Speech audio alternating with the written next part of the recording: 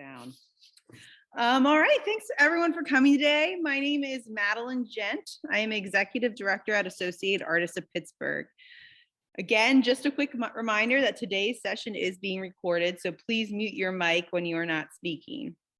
Today, we'll start with some brief introductions to the artists that we have here, and then we'll dive into their work a bit closer.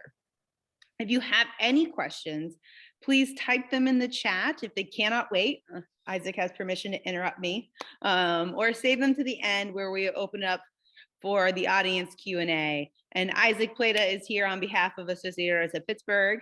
So Isaac, give everyone a wave. So he'll be monitoring the chat as well as making sure people get in from the waiting room. So first, some thank yous. Obviously, you all for coming today. I would also like to thank the foundation community for their support throughout the pandemic. Specifically, thank you to the Heinz Endowments, the Husband Family Foundation, the Pittsburgh Foundation, the Buell Foundation, the Fine Foundation, Arts Equity and Education Fund, the Irving and Aaron DeRoy Gruber Foundation, and the Allegheny Regional Asset District. I would also like to thank our individual donors for your support this past year and the current, and I want to thank our board and our staff, of whom I have Isaac here today. Finally, thank you to our membership.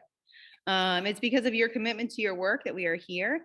And while so many of you are incredibly talented, today we're just going to focus on two of our wonderful members. So yes, as you all know, you're here today to talk the work of Dan Droz and Norman Ed.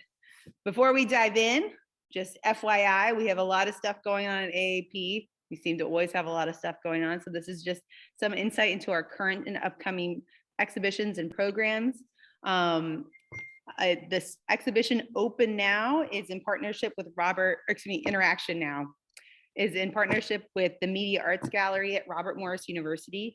It's on view, and we're having a closing reception March 1st. Our exhibition in our space at Associated Artists of Pittsburgh, which is Dynamic Duos, has a closing reception upcoming on February 12th. Head over to aapgh.org to RSVP for that. We do require registration.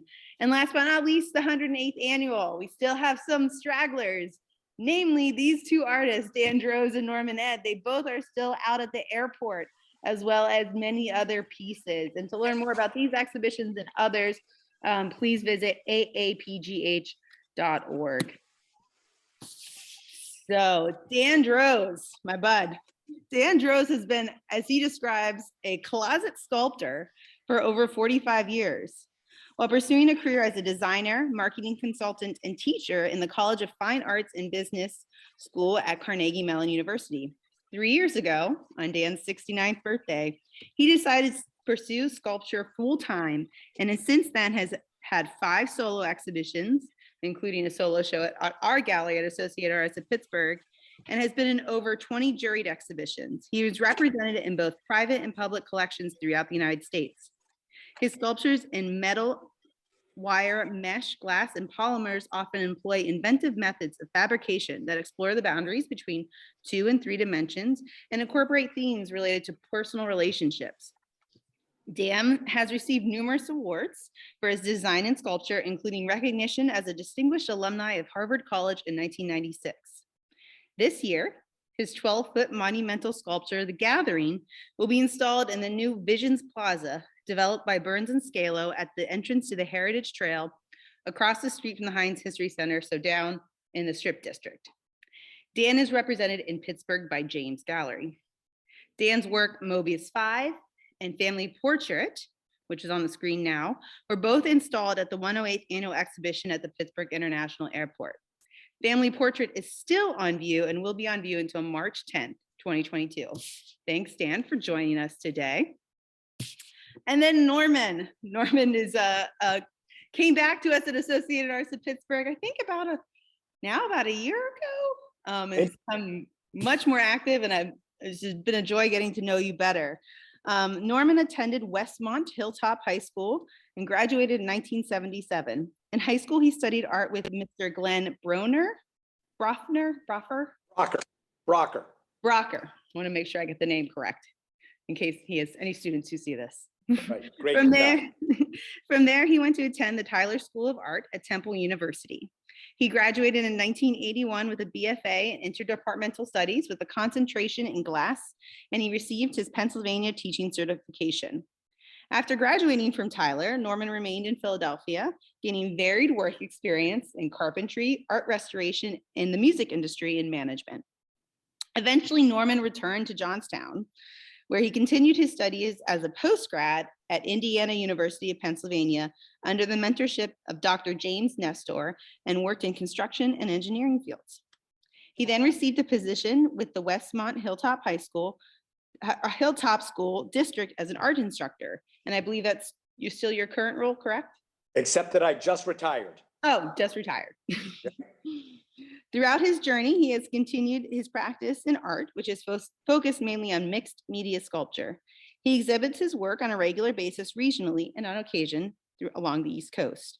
Norman's work, 3 Chairs, Sermon on the Mount, is on view at the 108th annual exhibition at the Pittsburgh International Airport until March 10th, 2022. So thank you, Norman, for joining us today. Thank you both. Because I have it on the screen, I'm going to stick with it. Norman, tell us about this piece. Tell us about 3 Chairs, Sermon on the Mount. Okay, well, again, because scale is so hard to really figure out. So it's about 8 feet tall, and they actually are 3. Somebody told me that most people refer to this furniture as tank furniture. It was kind of the ubiquitous furniture in mill offices and in schools. I found 3 of these chairs, and they just kind of were very curious to me. So they lived with me for a while, and I, added legs. So there are 3 of them, they're all different heights, and they have little models of our governmental buildings. But as you see in the detail, they are kind of carefully, but not too carefully, cobbled together. I kind of tried to be my dad in the shop, kind of making a birdhouse. So all 3 of them are birdhouses, and they are on little, you don't get to experience this at the airport because of course you can't touch the stuff, but they're on little ball bearings. So they spin rather nicely. Yeah, so that's that. There is one, I think, it is important for me. These, the pieces, when I gave Madeline the instructions to set it up, it wasn't like I put a map on the floor for her. There were very specific instructions. They shouldn't touch. They should, be pushed interaction. They should interact together, but none of them should be touching. And then somebody on the installation team got to choose which building went on which chair, because they're different heights, and it's kind of, that's the way that goes. Somebody else gets to pick. I kind of roll the dice when I put it together myself. So yes. Norman, this is what happens when you put me in charge, because I just held your picture up and I was like, we have to get it as close as possible and get all right, here's the Supreme Court building, here's the White House, here's the Capitol building. Yeah, so it was a lot of fun to install, namely trying to fit them together as puzzle pieces, but not at the same time, that they're very much related to that aspect of it, as well as, I was telling you the story when we installed it. It was myself and another female installer, and the airport handlers were these big burly men around us, and they were just delighted by the spinning of the houses. There was a lot of oh my gosh, they spin. Did I do this right? Did I do this wrong? Yeah, so this work is a lot of fun. And as you can see on the picture here on your screen of it installed in the airport, it is right when you're coming up the escalator. So it's in a spot where they traditionally don't have art. So it's really wonderful for us to be able to put art and install it there. And I'm gonna jump forward, because on the other side of that, you'll find Dan's work. And this piece here is on the left, family portrait. So I'm going to jump back just to go to the context piece. So where this person with a very orange backpack is in the background, Norman's piece is right behind that. Then there's the middle. And then here we have Dan's piece on the right, family portrait. So Dan, tell us a bit about family portrait. Tell us how it came together, the title, what's going on here? Well, since I had just started doing sculpture full time, a lot of my themes are kind of about family, but also about transformation. And so virtually all the pieces are formed from a plane without any welding. You know, I cut them with a CNC and a saw, and then just fold them so that you can see the plane from which they came. If you unfolded them, they would just be a flat plane. So this notion of transforming oneself, you know, used in sort of an analogous way or referential way in the material itself, is really referencing this fact that, you know, we all want to change, we want to be different, but at the same time, we want to sort of maintain a sense of wholeness and connection to, you know, a lot of our previous history. So the plane is something you can see, but it is also transformed into a three-dimensional form.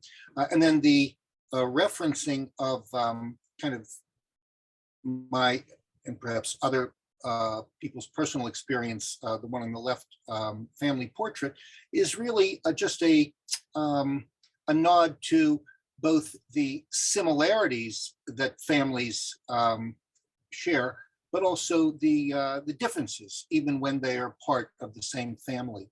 So there's a family of forms that are somewhat resonant with each other, but also you can see differences between the parents and the child, and the relationship between the parents and the child, if you can see the parents and the child. Yeah, I think one aspect of your work, Dan, that I find really interesting is that relational quality. Like it is abstract. Like it is, you know, it is shapes, it is color, it is form. That's what's happening. But when you apply that title, family portrait, it becomes something that the audience member can relate to. Like you start to see yourself in it a little bit, and then in scale. I wish I had the size on the screen, so I'll go back to kind of give people a sense of the size in relation to these individuals. It's rather large, but it's not overwhelming. Oh. Like it's.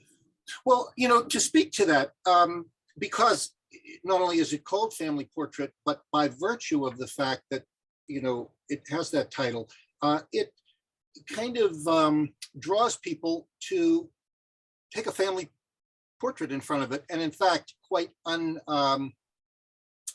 unexpectedly, it being in such a great place in the shadow of Calder, so to speak, lots of people, most of whom I know, but some I haven't heard from or seen in many, many years, have sent me their family portrait in front of this family portrait. And by virtue of their being maybe 6 or 7 feet in front of the sculpture, the scale or proportion is very much like family portrait being part of their family portrait. So it is a connection between the sculpture and the actual act of taking a family portrait. Yeah, and I'm going to keep on this topic of scale, and Norman, come to your piece, because like you play with scale differently. Like these chairs, I mean, you don't want to sit on them because they don't have the birdhouse on it. It's like a literal metal pole in the middle of it, but it's something you could, like I could fit my body in this form, but it's way up high, it's out of reach, it's, you know, playing a little bit there. And I'm wondering if you could speak to that some more before I give too much away. Sure. Well, kind of back to the title of the piece and subject matter, you know, it's 3 chairs. But then the subtitle is Sermon on the Mount, and you know, trying to like help people along this idea of seeing these objects as symbols and maybe connected to much bigger ideas. And so, and scale works in with that. Like, yes, these are just 3 chairs. We know these chairs. They're very, we connect to these chairs. And yet by putting them on these really tall legs that get them way out of reach, then now your relationship with these very common objects is completely altered. You are no longer, oh, I could just scoot on there. It's like, wait, I think I might be comfortable, you know. In fact, that might be kind of fun to sit up there, you know. It's like a lifeguard chair, a point of observation. And yet it's also because the legs are, you know, I kept them the same material and everything, but when you get them that tall, and that really was part of the deal. Like I kept like kind of adding, you know, steel in the studio. I'd like get them, where do they start getting to the point that they are spindly? Where do they become dangerous and make people nervous about getting on top of them? And then, of course, then the reverse scale of then taking these, you know, massive, you know, monumental buildings that, you know, have so much importance and reducing them to, you know, little miniatures, little models, and then poking the joke of, you know, they're also birdhouses, you know, so. They're also birdhouses. You can spin them. Yeah. They're like, you know, we talked a little bit about caricature before, and I think of caricature as so much as exaggerating forms. Like, you know, you go to the boardwalk and you get your caricature done. You're like, oh, does my nose really that big? Like, what's going on with my chin? Like, I need to examine all this. But here, you kind of flipped it on its head and simplified the forms to play at that caricature. And shrunken them and spin them, and they had like this play element that is kind of, I don't know, I think of like a fun house. Like there's some sort of element of that going on. Like I said, the big concern was in install was, is someone gonna climb this? is someone gonna climb this? Like that rope's gonna happen. They were worried about little kids. I was like, I'm worried about some guy who's had too many martinis before his flight. Yeah. Yeah, it's a little, yeah, it makes me nervous as well. But, you know, actually, the process for me, because I don't start working on these chairs and know exactly where they're going to go. But I became fascinated with the chairs, and they're living with me for a while, and I made them tall. And then I was like, wait a second, this is like, they're cool, and they're saying a lot what I want to be talking about. But no, they're going to be a problem. People are going to have to sit up in there. So my solution was I got to put something on there to kind of prevent. And then I started drawing, thinking, you know, and I did. I you know, built models and stuck them up there, and you know, just to figure out what was going on. Actually, you know, I have some young folks that work for me on a regular basis, and I'll use that as like an assignment. Hey, I want something up there. Give me a house, just quick. Don't take any more than 20 minutes, but quick, build me a cardboard house to sit up there. And then they stayed up there for about 2 months, and over time I settled in on the Capitol buildings, you know. Yeah, I mean, it's the 3 chairs, Sermon on the Mount. There's something very obvious about the preachiness of it. Like I think of this, I mean, my Roman Catholic childhood education is embarrassed. I'm like, is that the Beatitudes? What's the Sermon on the Mount? I forget. But like this idea of like, we're gonna put down this order, and it is what it is. At the same time, you can spin us around, and we're a bit out of controls, and birds can come in and out, and you know, eat and drink and do what they need to do around these birdhouses. So right. It's a lot of fun. Dan, I didn't mention this one on the screen. It is Autumn Forest, and it is a bit bigger. And we talked about the transforming with the folds and pushing things in and out in the beginning. And kind of that understanding of where these works come from. But we also talked a lot about color, like specifically your love of the color red. Right. And when people are like, comment with the color red, but here we have a big color. And I was wondering if you could talk about that a little bit more in relation to family portrait, where we have 3 colors and the 3 primary colors, and the decision to utilize those here. Yeah. Well, the point in family portrait is to reference or embody the fact that there are a lot of similarities between family members and also a lot of differences that combine to make a sort of integrated family, that they fit together, but still there are a lot of differences. And color here is just referencing one element of difference. Certainly form does that too. And it's not saying, though, red means this and yellow means that in this case. You are absolutely correct in that I have a somewhat limited palette in terms of, you might think of them as primary colors. And it's not so much saying, as I say, there's a particular meaning, but how they seem to contrast and also create a sense of, whatever the opposite of somberness or, like playfulness. Yeah, exactly. There's a certain playfulness. Now, in some cases, I'm using color as a part of the meaning of the piece or the narrative. On the right is autumn forest. Autumn meaning, the trees are changing color, and forest where you have this kind of panorama of color with different shapes and so forth, and trying to embody from a plane that is simply folded to reference something natural is it's not so easy, but that was the idea, is to say, that experience of going into a forest in fall just has this brilliance, and if not almost dissonant angularity to it, and trying to capture those two things in this. And for me, I asked you this question when we were chatting. It was a little bit of like, what comes first, the chicken or the egg? Like the object or the title, or the color or the title, and like with your work. I'm wondering if you could take us through your process. I know we talked, we were talking, you were pulling things out of the background and doing things the other day. And I just wondered if you could specifically, obviously these works here, but yeah, tell us how it all starts.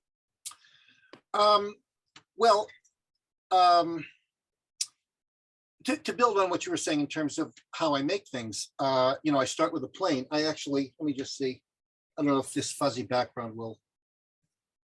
Okay, so they start with, like something flat, a plane.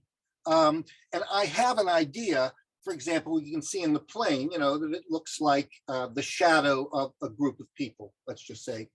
And then I start to, either with scissors or an X-Acto knife, this happens to be plastic, so I play around a little bit with this, and then ultimately go to I'm going to make a sculpture for you. Okay, so this is a plane, and so just by folding it, okay, so. Secrets revealed. This is proprietary stuff, Dan. Don't go too far. Okay, right. Okay, so boom, you have a sculpture. And this gives me, some flexibility to bend it or to form it in a certain way. And then sometimes I'm thinking, oh, that'll look good in red or blue, or or color. But it is a process. Now, in this case, and in many cases, I am starting off with this notion of what it is that I'm trying to embody, so to speak, in a sculptural form. There are times when I'm just fascinated by, the form.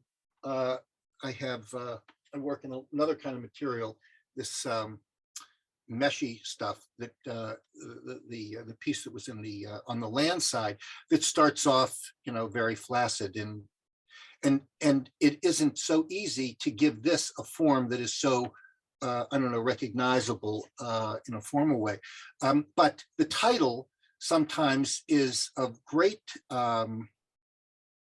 it suggests a lot of what a form can be. So if I called that mother and child, you might see mother and child. If I called that we're in this together, you might see that.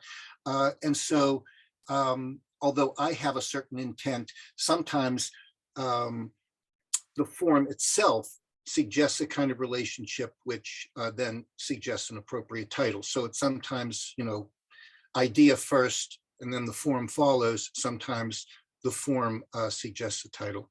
Yeah, there's no clear straight answer. I did want to bring up this on my left-hand side of the screen is Mobius 5, which is a piece made of that material that you were just showing. That Right.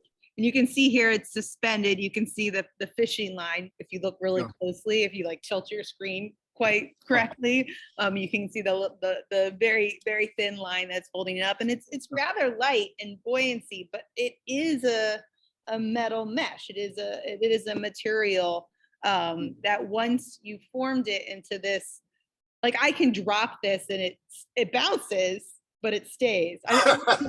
Don't worry.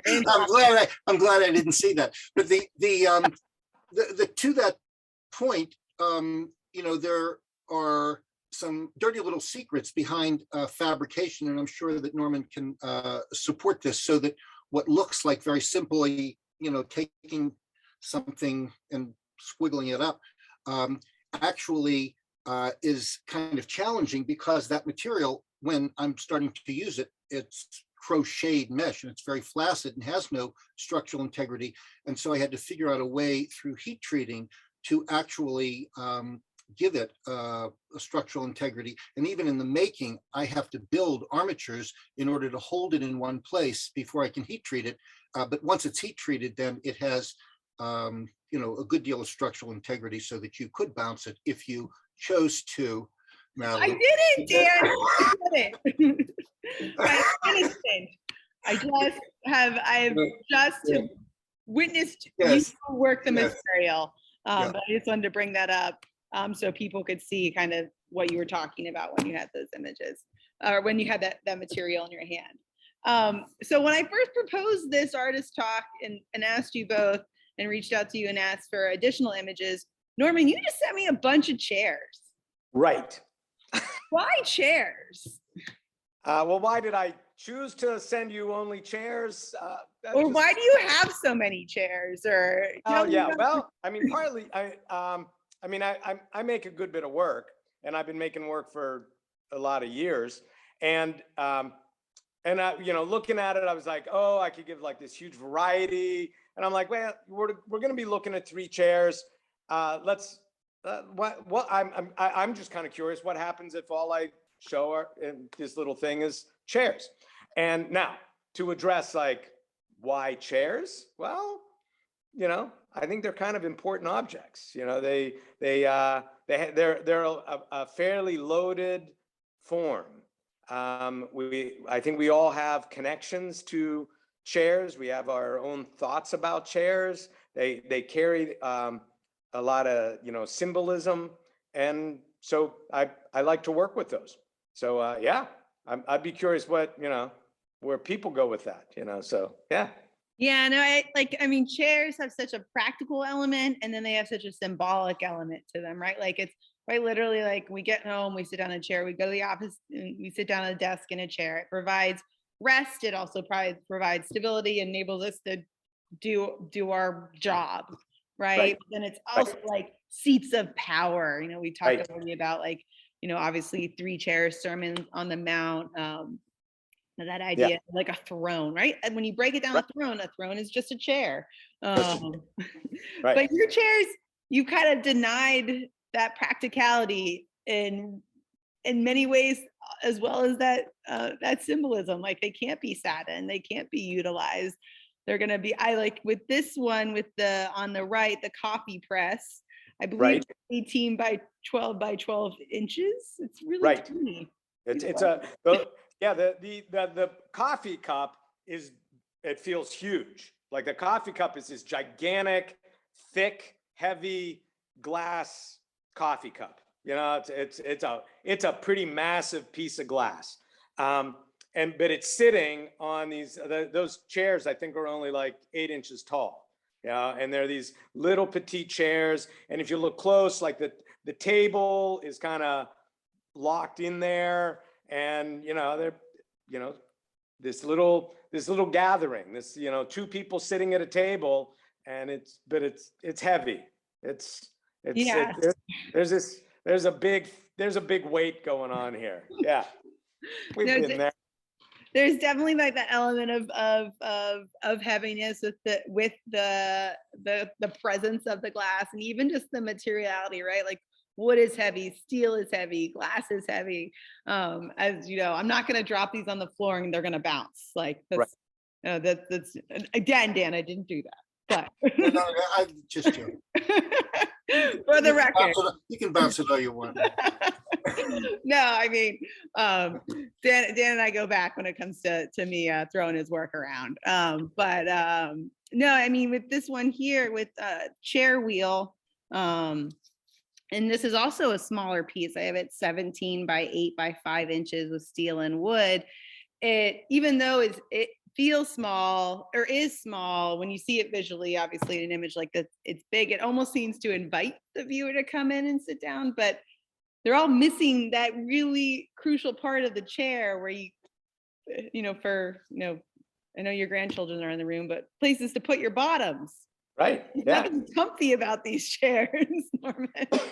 Right. And that's, to help people, make it pretty obvious, we're not talking about the chair as a useful item. We're talking about the chair as a symbol, and as what it could mean. That the title of that piece is Work Wheel. Work Wheel. Yeah. That was actually real. That's a kind of carefully crafted wooden drum. I was fascinated with. I ran into an article talking about old punishments, and people used to be punished by making them work.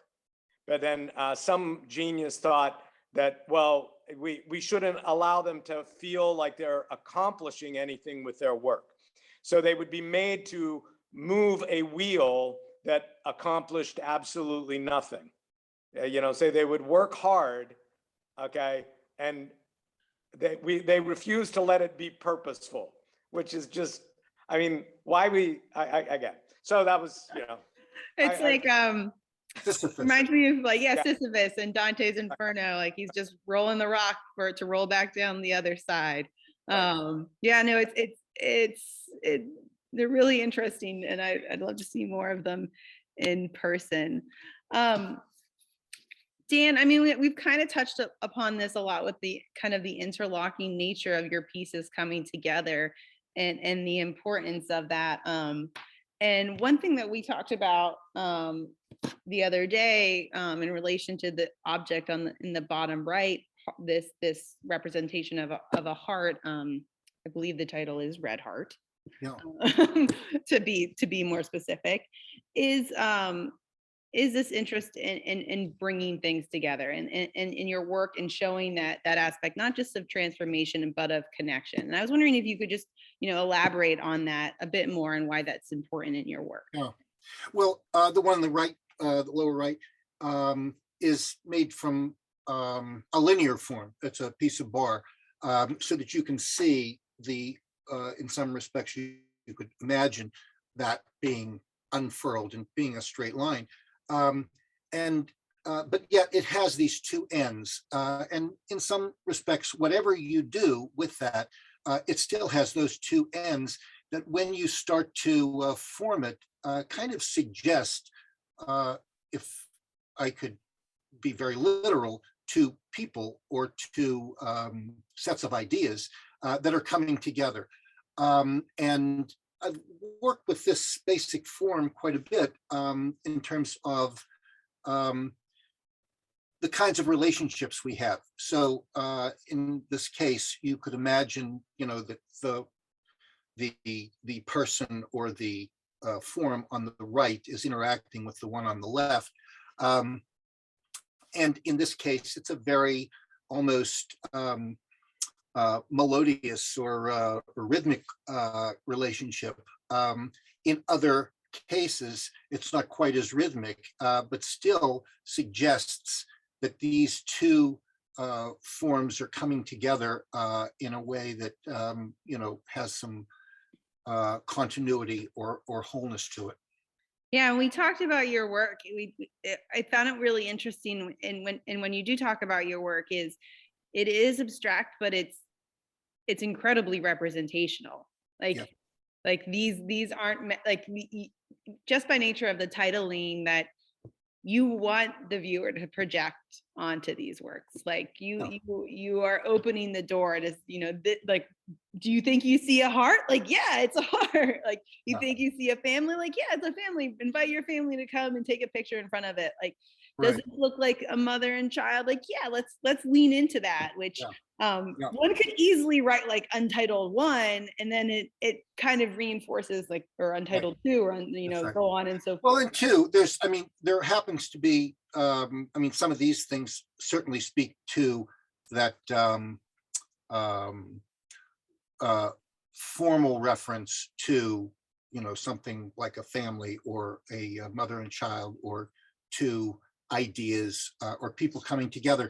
There are also, maybe, I don't know if you have some pictures of some of the wall pieces, or the more what you would think of as geometric or angular pieces that aren't okay. So the piece on the left, interior reflections, so that's a little less organic for sure.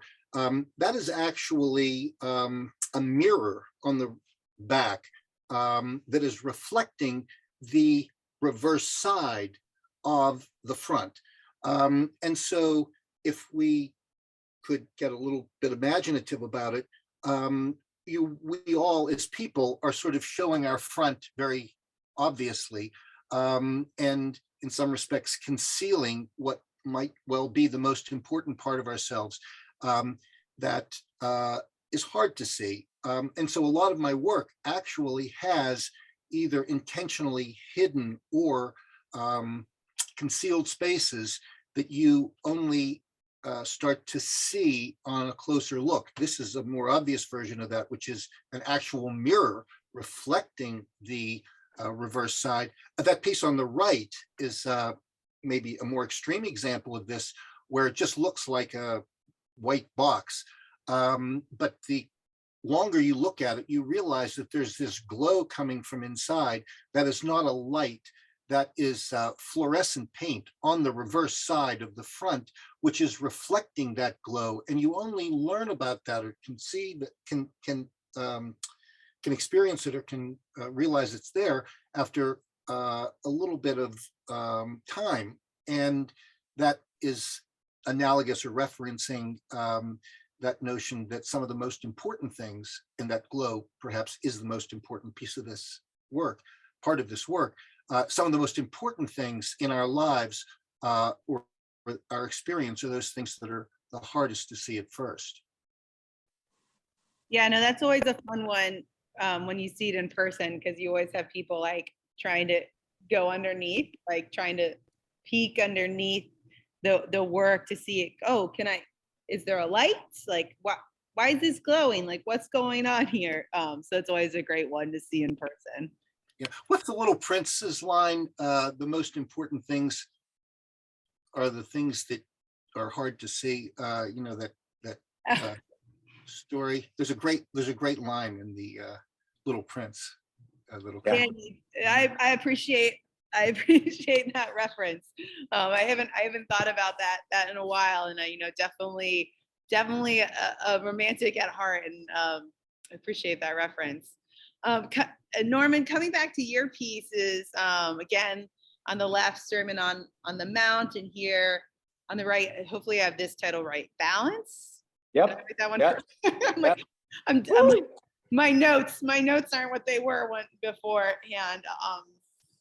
I know you've talked a lot about your process specifically with 3 chairs and this coming together, and it being a longer process of living in your studio and adding to it and inviting other people to add to it. Is that something you do with all of your work, or was that specifically with 3 chairs Sermon on a Mount? No, it doesn't happen all the time, but it's not unheard of either. It's like I'm there. I love the idea of a studio being, I think partly 30 years in the classroom. There's a lot, I depend on that classroom dynamic, and I encourage students to collaborate. So I love a studio space of, and a little shout out back to Nestor, that it was sort of a, in the program at IUP at that time under Nestor, you didn't alter other people's work, but if you're walking through and somebody's working, we all knew that we were working. And so it was perfectly acceptable to add a suggestion, put a note on it, throw a piece of cardboard. Hey, did you think about this plane here? And then walk away. It was an ongoing process. But no, it doesn't happen all the time. It's kind of interesting. Dan's talking about the red heart and the 2 people and the relationship, and there's more than a few of the chair pieces that are all about those relationships. Not quite as harmonious as maybe Dan is expressing, but this one there's quite a bit of there's tension, but certainly there's some collaboration and cooperation to make this to balance this out. Yeah. So Now I want to make just build on something I was just saying. Just this morning or early this afternoon, I was installing a piece very similar to the one that we were just talking about with the reflection, and it had a different color. And Dodie, hi, the person who I was with is on this call, but seeing it in another context, in someone else's home, other than in my studio or in a photograph, is also changing the way you experience that idea. People are looking at it, and so I have this idea. This is reflecting, your internal world. In another context, it is reflecting that space and creating a much different experience. And then secondly, I just see that my son has found the quote from Antoine de Saint-Exupéry from The Little Prince, that anything essential is invisible to the eyes. So that idea of seeing something that is behind the what is obvious is certainly referenced in a lot of my work. Yeah, I think that's a really interesting conversation, and the 3 of us talking, all of us have taught in the classroom, right? And I've been mainly in the art history world, and often with writing, the example I always use with my students is the Charlotte Webb, oh my gosh, White, I can't. E.B. White, thank you. He would go and pick up copies of, like, after it had been published and out, he would pick up copies and continue to edit the book. That, like, editing and rethinking this work, we often think like we put it out there and it's completely done. But like with Norman, with this piece, I mean, you just invited editing throughout, and you can go and buy like published copies, and they're mainly up for auction. The one was up for auction like 4 years ago of Charlotte's Web, or like E.B. White has gone in and corrected it after the fact. I don't like how this, and I'm like, that's Charlotte's Web, that's my childhood. What's he doing in my childhood? But yeah, no, like the editing part is so interesting, especially when you were talking about like the building of the houses and like throwing something up there and taking it down and throwing something up there and taking it down. Because specifically with these symbols, they have come to mean so much more or so much less for a lot of people in this pandemic.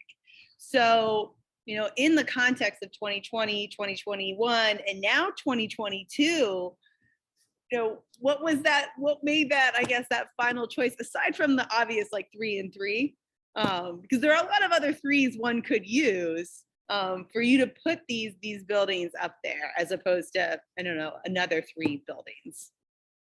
Right. Well, this was definitely, I mean, so driven. Pandemic. I'm in the studio. I don't do social media at all. I avoid the news, but there was no avoiding it, kind of thing. It was like, hey, I'm working. I'm very isolated. So there was more news going on in my life at that time than ever before. And it was, it concerned me. And I get, not from any one point of view, but just this idea of like, oh, this is a concern. I really do. I think this is a really kind of great country, but I worry for it. And like, well, where are we going? And I don't see any, clear right or clear solution. And so it's just sort of processing that as I do. I process these things that are big in my heart turn into the work, and so that's exactly what that was. This is like, I get so concerned, and, and yes, my faith is, deeply rooted in me. And this idea, if we could just lay hold of this idea that like, look, folks, don't sweat it quite so much. It's like, the lilies of the field are just fine. The birds of the air are doing just fine. I mean, there's Yeah, it's interesting because it's like when we talked about this, like, don't sweat it, but sweat it, right? Like, it's not a big deal, but it is a big deal. Like, yeah, like there's that tension. Like, we have to live, we have to move forward, but we also have to, make change and stand up for what's right. And, and so I thought, like, with this piece, it interestingly speaks to that, because it's, out of reach, but not quite out of reach. And there's an element of audience interaction, like obviously I can go back to chairs and talk about chairs all day, but like the spinning of the houses, like there's an invitation to become a part of it and to interpret it in so many different ways. Like it's not clear cut, and I think that tension is really incredibly interesting in the work. And like, speaking of audience, Dan, your work has kind of been floated a little bit, but you've had so many people. And I know this is just a small sampling of the Dan Droz Family Portrait Fan Club, but how many of these do you think you have, of these selfies with family portraits? I can't say that I've stopped counting, but it's probably getting close to 75 or 100.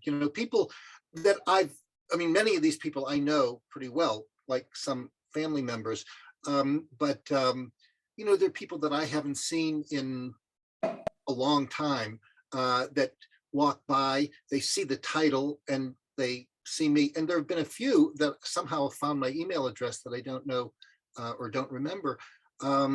So it is something that seems to invite people to take a family portrait. I think in some cases, they see my name on the piece, and are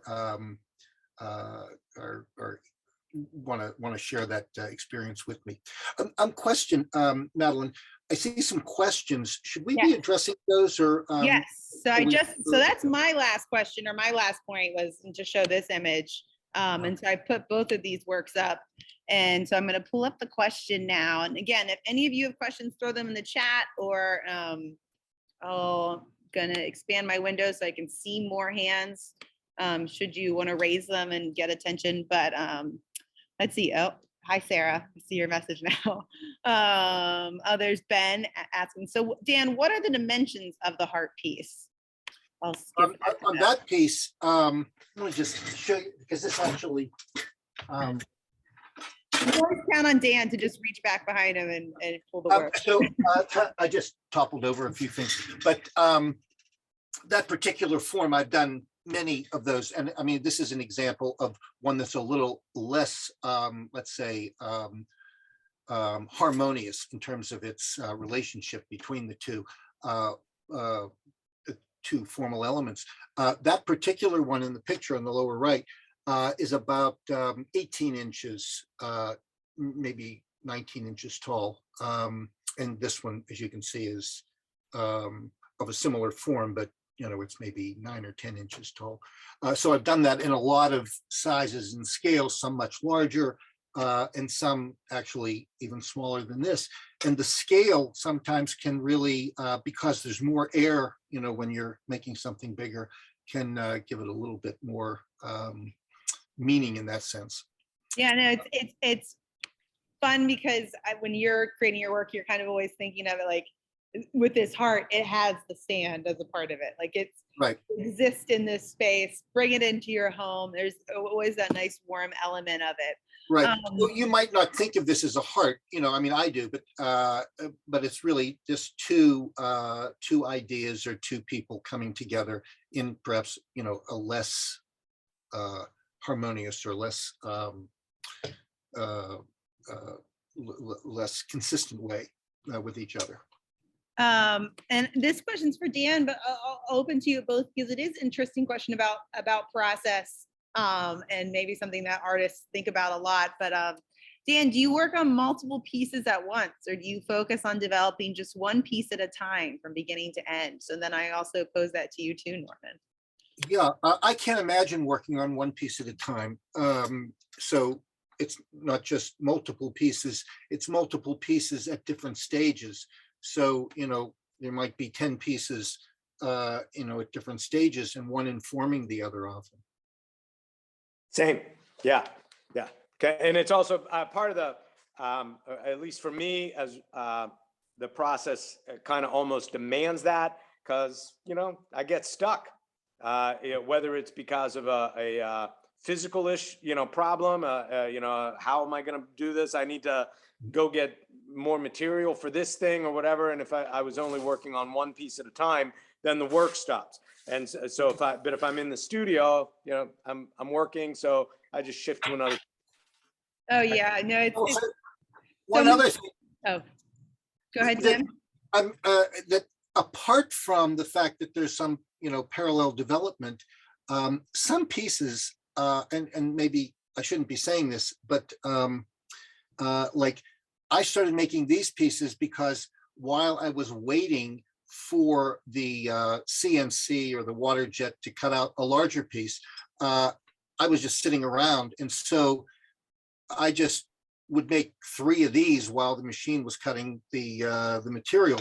So some take much less time. I mean, these things, that are made with hangers, these little people, are 5 minutes, where, a larger piece takes a much longer time between its, conception and fabrication and finishing, so that those are taking place over, maybe a 4 or 5 day period or even 10-day period. Oh yeah, I mean, sometimes it's just practical. Like I have to wait for this thing to be done before I do something else. And then oftentimes it's a lot of like thinking through forms, right? Like how, like I need to work on something else to think through this. Like, like especially I imagine 3-dimensionally. Like I'm a writer by training, so I'm very 2D. But you outline and you have a big word web and you make things work that way. But I imagine adding that third dimension, like you just sometimes have to work on things in space and see how they feel before moving on. And I open the floor if anyone has any other questions they want to ask about or any inquiries about the work. Feel free to unmute yourself and ask away, or keep it in the chat as well. I don't jury. As a point I make it, I remove myself from those creative processes. The few times that I've had to step in and help, I'm always like, this is not what an executive director should be doing. That's really why we bring these jurors in, and both Wendy and Ben place these works and place them really beautifully at the airport, and they will be there until March 10th. And so I do encourage people to go take your pictures. You can tag Dan, you can tag us. We'll make sure Dan gets them, as well as please don't climb Norman's piece. Yeah, please. It's one of those. It's a joke with myself and the airport staff, and I don't want to be proven wrong. That I was like, people won't climb that. They'll be fine. In the back of my head, I'm like, oh my gosh. will someone Hey, come-" Norman, maybe, the interaction will prompt someone at the airport to want to keep them even longer. Right? Would it- No, I mean, would- I think to those points of, an annual out of space like the airport and elsewhere, that art exists both in our museums and in our homes and in our galleries and in our different spaces. And so, one of the most important things one can do is to purchase art by local artists, whether that's through AAP or through different galleries or directly from the artists. Like if anything you see both, I know Norman doesn't get on social media, but he does have a website. So if you see anything, inquire. Even if you're worried about it being out of your price range, I have been a fan of many a payment plan in my life as an artwork purchaser. Because I think it's really important to have art in your home. And I think both of you demonstrate, even just with this conversation here, how little sculpture can brighten up your life or enliven the conversation. So on Most that note, I don't know if either of you have any more to add, but I want to thank everyone for joining us today. Same. I don't have anything to add, but looking at the name, thanks, folks. Boy, I haven't seen so many of you in such a long time. Real thanks for showing up. Yeah. Any questions at all? Anybody? We had a good flow, so We did. people are enjoying it. All right. But thank you, everyone. I have a lot of thank you in the chats, both direct messages and to everyone. But we'll go ahead and wrap it up. Thanks, everyone, for joining us. Thank you all. Thank you. Thank you. Stop.